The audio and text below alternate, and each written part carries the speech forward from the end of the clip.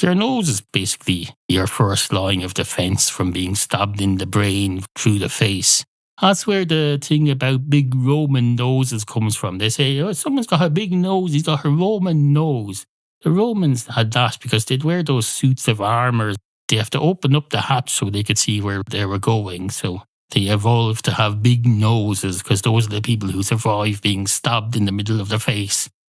And their noses, of course, did continue to get bigger because it swelled up from being stabbed and all sorts of things. Wait, that wouldn't affect the evolution, would it? If your nose swells up, that wouldn't affect how you evolve, I suppose.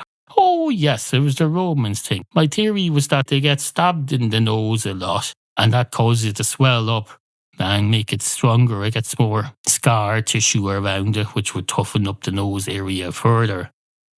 And then, of course, your nose will grow through your life. But then you get to the end of that. Your next generation doesn't inherit your newfound big nose. You don't have to feel guilty about that just because you can't pass it on to your kids. It's protecting you. You're probably extending your life. They're benefiting from you not dying because you have a big nose with scar tissue that's protecting you from being stabbed in the lower brain through your face. They do have the benefit of not becoming orphaned too early on in life. So they do benefit in that way. And of course, if that's still not enough for them, they should feel free to go out and get stabbed in the face or find some other less dangerous way to get scar tissue build up. You won't need to get stabbed in the face to build up scar tissue. You could just start picking your nose a bit too much and then you probably built up scar tissue that way by having minor injuries every day. That's what you do. You pick at your nose a bit. Don't do the bit where you pick it so much that the wall in the middle disappears.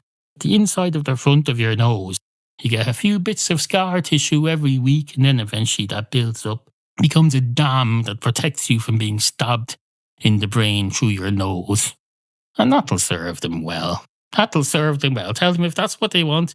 I'm very sorry I can't pass it on through my genes because that's not how evolution works.